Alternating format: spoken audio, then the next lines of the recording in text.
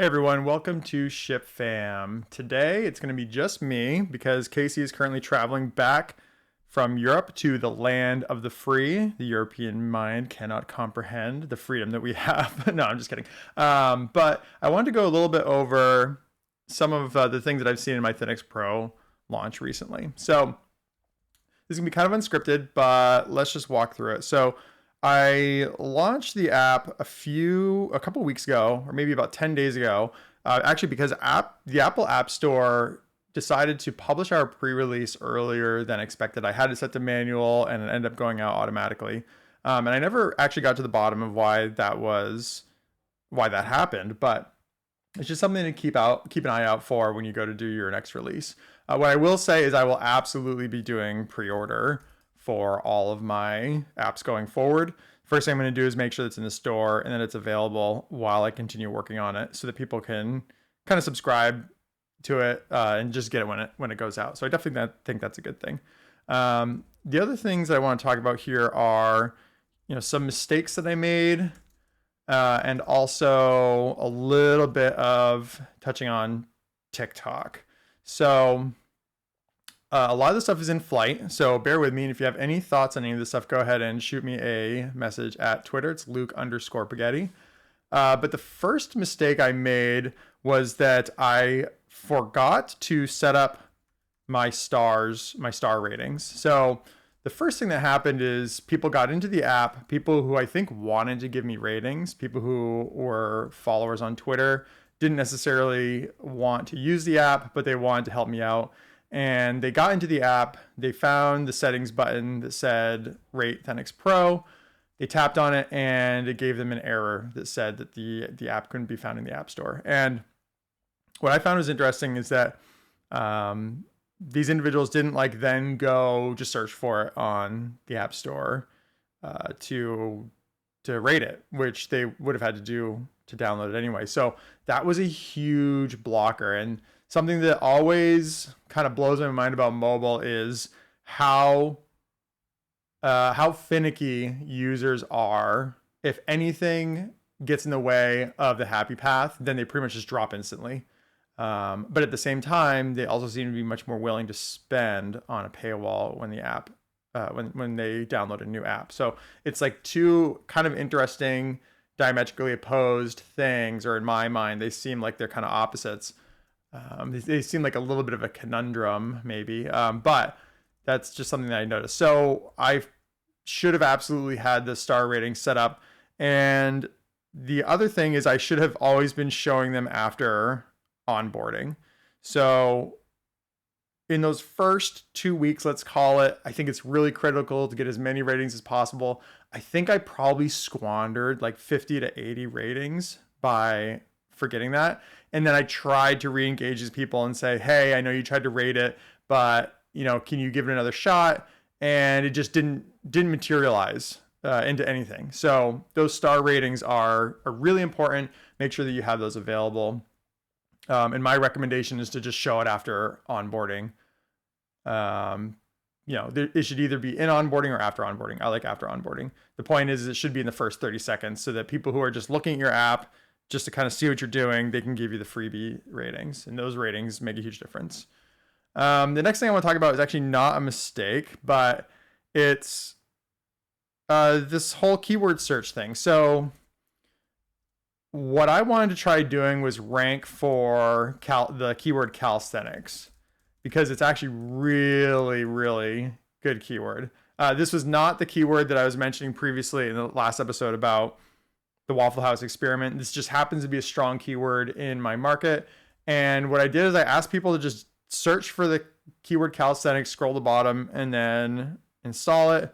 And that pulled us from rank 150 to rank number 6 in 24 hours, which is just an unbelievable boost. Now, since then, I'm looking at my stats now. We've dropped from number 6 to number 8. Which is not great, but also not totally surprising. The fact that we're top 10 on that keyword is just mind-blowing to me.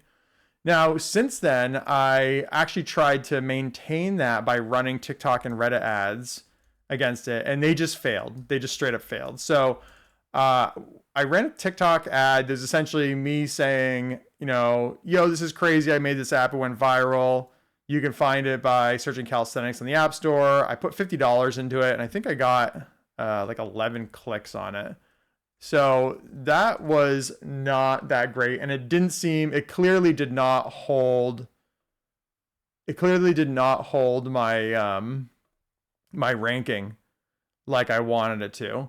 So okay, so I got $50, 19,000 impressions, 12 clicks on TikTok. And I can't remember what the campaign's called, but it wasn't like a mobile install campaign because I don't have an MMP like branch or apps flyer set up. I was just kind of trying to run against a link, and the link was actually like an App Store campaign link because that will allow you to look at the stats, really good stats actually, in the App Store Connect dashboard, analytics dashboard. So that was the strategy there, but it didn't really turn into anything meaningful. I mean, the cost per click on that is like $4 cost per click. Now, on the other hand, I ran ads on Reddit, and I'm in the middle of running an ad right now, and Reddit has always performed really well for me. Now, I'm not necessarily saying that it's performing, well enough to be worth it. That's a whole other conversation. But compared to TikTok's $4 cost per click, we've got a 90-cent cost per click on Reddit. So that one, I've run $16. I've had 1,600 impressions, so much, much fewer impressions. eCPM on that is $10. eCPM on TikTok is, let's see here. eCPM on TikTok, I believe, is $3. So TikTok cost per mil on impressions is like 1/3, but the cost per click is like 4 to 5x, right? And the way I ran that is actually Casey made me 3 pieces of content. They were basically just him essentially. It was like UGC, right? It was basically him just pimping the app. He said essentially, hey guys, I found this app called Thenics Pro. I've been using it for bodyweight exercises. It's body positive, like all this, and like go check it out, blah, blah, blah, blah. So probably pretty obvious to somebody that it's promoted, especially since it's going to have the ad tag on it on Reddit. But in any case, that's what was run. And one thing that's cool about Reddit right now is they have this thing where you can type out different copy for your call to action and also for your title. So let's say you have 5 call to actions and 5 titles. It'll actually, let's say you have 5 videos and 5 titles, it will actually go ahead and make 25 ads for you. And they all share the same spend from, I believe it's the ad group. Can't remember if it's campaign or ad group, but in any case, all that spend gets split up appropriately, and you can actually start to see the performance of each of them. So as I'm looking at it now, it looks like we have like a couple clear winners. And if I wanted to optimize this, then I could easily just turn off the ones that are spending and not converting. Like I can see one here that we spent $11 on that has had 0 conversions. And I can see one that we've spent $11 on that's had 6 conversions, right? So maybe let's go ahead and turn off that. Hang on. I'm just realizing the spend here is not right.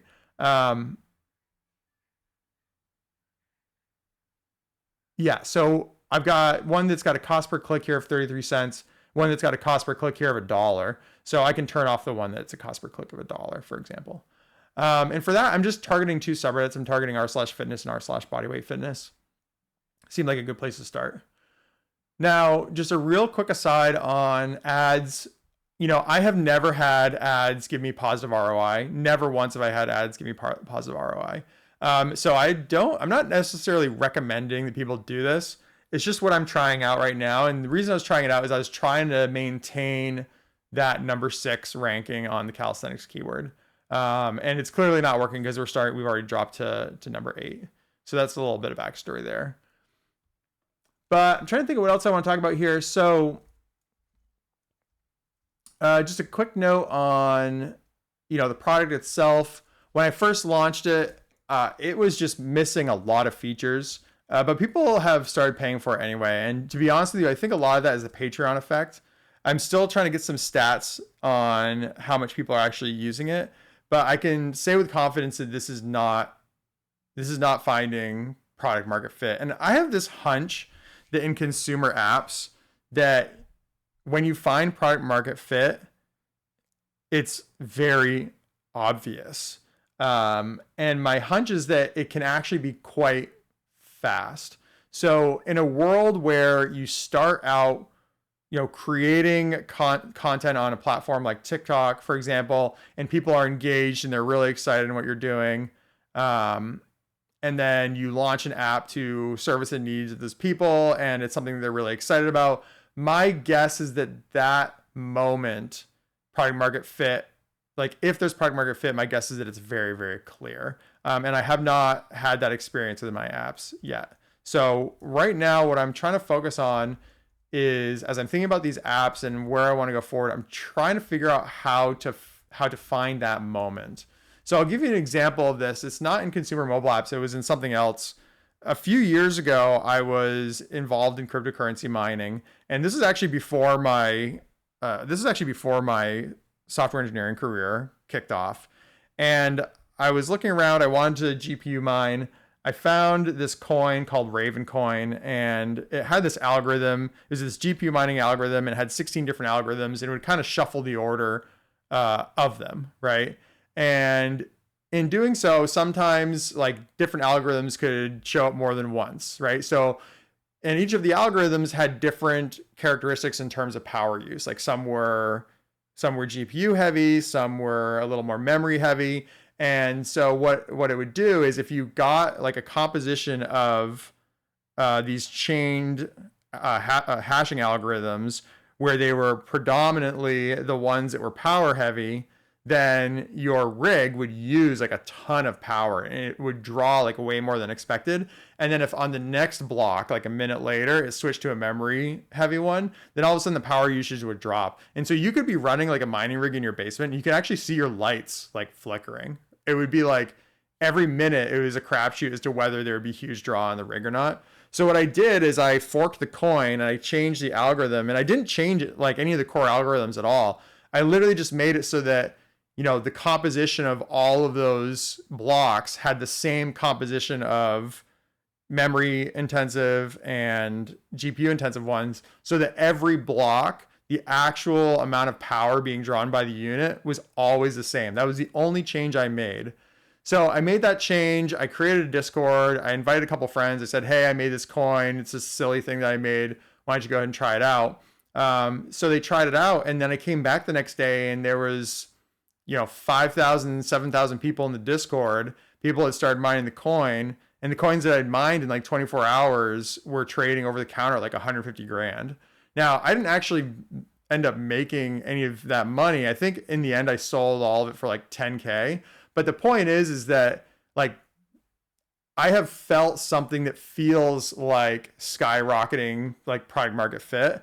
And to be fair, in that case it was cryptocurrency, so lots of hype and lots of bubble activity. But I have felt that feeling of people getting really excited about something that you're building, and then just showing up and being present for it. And I haven't seen that with any of my apps. So I'm trying to find that level of excitement for the stuff that I'm building, and I just haven't found it yet. And if I'm being honest with you, in the past, I would have looked to something like Reddit as a place to build this kind of community.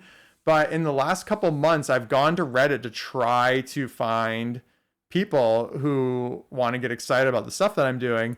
And anytime you go into a subreddit now and you mention that you're building a product, you basically just get like banned, or somebody will message you and say that you can't post this stuff. So that's changed a lot in the last couple of years, and a lot of people have tried to like gaslight me into believing that this is not a real thing.